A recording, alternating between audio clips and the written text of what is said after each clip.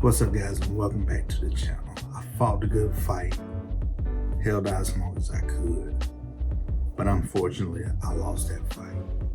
In today's video, we got the Air Jordan 1 True Blue. Let's get into it. Quick look at the sizing info. Colorway states True Blue, white, cement gray, and we did pick these up in a size 12. Quick look at the lid. You have your stamp info, and I did pick these up at Nike.com. Like I was saying, I held out as long as I could, and I want to say after 2-3 weeks of release, it's still close to a full family size running in the shoe. I know the bigger sizes kind of starting to dwindle away.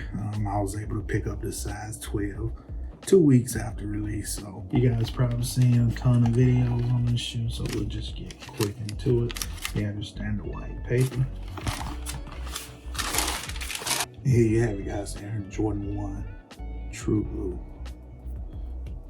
A quick 360 of the shoe. We jump into some of the details of it. Alright guys, so like I was saying, it's almost still a full size run of this shoe. Minus some of the larger sizes. I was able to pick up this size 12. 2 weeks after release, just on the luck of the draw, the 12 actually did sell out, but I just kept refreshing the page and size 12 popped up, so I went in and picked that up. Let's start from top to the bottom of this shoe. You have your True Blue sock liner, your standard Air Jordan 1 cushioning, nice cushioning to it. Moving along to the tongue of the shoe, you have a True Blue Nike tab, of course in Nike Air in white. And moving down to your tongue, what most YouTubers don't speak about is the actual color of the tongue. I see a lot of people saying that it's a white, true white tongue. Actually, that's not correct. It is almost like a cement gray tongue. So I'm gonna try to give you a close-up look at the tongue. See if you can differentiate the colors. If you take a look at the edges of the tongue, that is true white. And the actual tongue is like a cement light gray, if you look closely enough. And I think that is a nice touch. Sort of like the vintage tongues that we see on like the Lost and Founds and those type of shoes. You actually have a cement gray on this tongue. And I think it complements the gray suede portions of the shoe. Nice touch. Moving down to your toe box, you have that true white toe box. Nice feel, not the plushes material used on the toe box or the side panels, but a nice quality feel to it. Moving down to your mud guard, you have that True Blue mud guard. And I will say the quality of the leather on the mud guard and 4-foot strap, it is decent to great quality leather in my opinion. Try to give you a closer look at the pores. You can see the texture in that leather. Give you a quick shot of that toe box. Nice shape to it.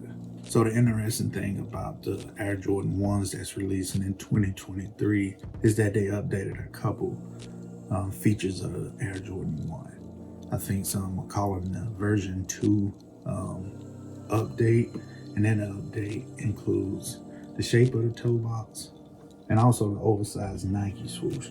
Now I'm not sure if every Air Jordan 1 that released in 23 is gonna have that oversized Nike swoosh. I hope they do, because I really like the oversized Nike swoosh that comes on the High 85. So hopefully they all release this year with that feature on it. And also another feature that's supposedly in this version 2 update is the Air Wings logo.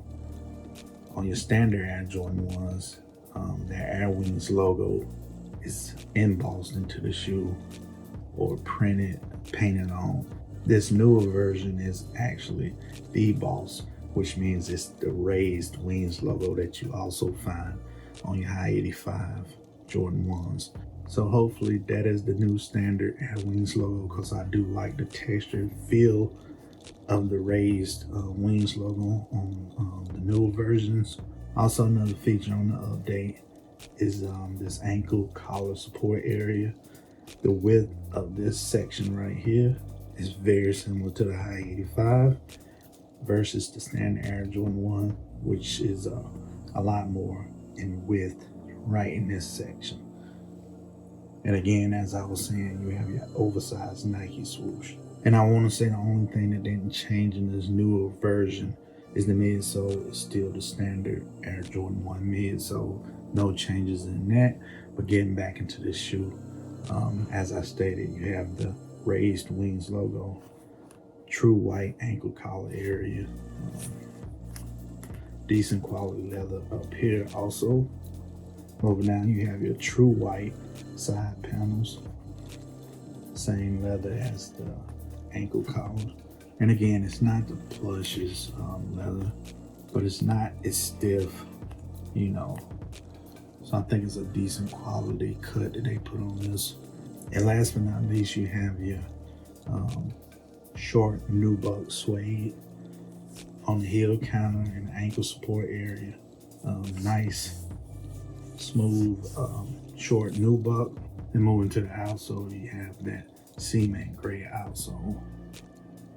All right, so we're gonna take a real quick look at my other shoe and get you guys out of here. Same as the right shoe. Nice shape on that toe box. Very clean shoe. And it does come pre-laced up with your true blue laces. They also will provide you with a set of true white laces. Comes in this cardboard box. And I'm not sure which lace set that I'm gonna keep in this shoe. I might go with the white.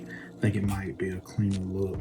But if you're not following me on Instagram, go over there and check me out. Same handle, Drip Kings TV, and I might do a lace swap on this shoe. So check me out over there and see what I come up with a lace swap on this shoe.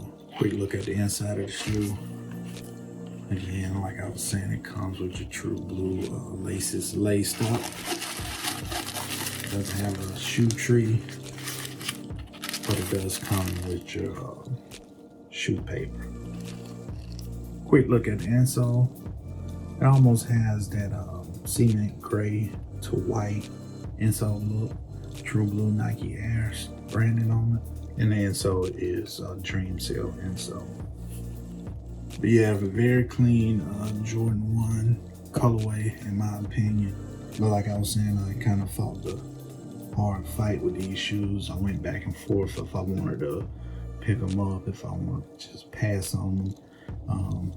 But the more I saw this shoe, the more I started to like it. I think what I like the most about it is the actual overall colorway and the blocking of the shoe. I think the cement gray complements well with the white side panels in the midsole and that cement gray outsole. I think they actually had a pair of true blue mids that actually had the true blue outsole, and I didn't like the look of that combination. I think they did a better job using the cement gray to go with the true blue. Give you a closer look at the side panel on this shoe. It's not a tumbled leather, it's more smooth, but you can see the texture in this shoe. It's sort of along the lines of like your Pollins and your Marina Blue Jordan 1s. As you can see on my other shoe, the texture on this side panel is more that flat leather versus this shoe. It's just got a little more texture to it. But you know, that's just the inconsistencies of, you know, Nike and that QC process. So, and not only that, just the different cuts of leather. You're gonna get that. No pair of shoes is gonna be exact same on each shoe. So, quick look at the back of the shoes together. Overall, nice shape. I do think the upper ankle support area does flare out just a little bit more. But once you get these shoes laced up, that should tuck in pretty easily. Because since having this shoe, it has kind of tucked in a little bit better. when I first originally got them, they flared out a lot more. It was kind of like this when I got them. But yeah, guys, let me know how y'all feel about this Air Jordan 1 True Blue. Did you pick it up? Did you pass on it? Did you fight that fight like I did and finally pulled the trigger on them? I think the favorite part of the shoe for me, again, is the oversized Nike Swoosh. The overall color blocking of the shoe. I like the raised wings logo. And I really love the contrast of the tongue. It has like that cement gray tone to it. Reminds me of the vintage style tones. Also like the OG Nike tab. And I think Nike did a good job with the QC on this shoe. Didn't find many flaws on it. Like I was saying, one of the shoes, the texture of the side panels was just a little bit different from the other shoe. As you can also see, the texture in the ankle collar area, it has more texture to it versus my other shoe that's more smooth around the edges of it. Very minor, so no issues at all with that. Shoe came out pretty good. I don't see any glue stains on it. Again, I like the overall shape of the toe box. I like the new version that they're going with. I hope they stick with the oversized Nike Swoosh and the shape of the toe box and the wings logo area. So with the version 2 update, I can really see cues taken from the High 85 minus the shape of the heel section. High 85s go more straight up. This has the standard traditional Air Jordan 1s that comes in a curve. So I can see how Jordan Brand and Nike just threw those slight design cues into this newer version, Air Jordan 1. And I dig it. And speaking of High 85s, I'm still trying to get my hands on the black and white High 85s that's set to release February 15th. Trying to get a pair of those early to throw on the channel and review for you. But having a kind of hard time finding those at a decent price anyway. So I'm still checking for those, so stay tuned to the channel.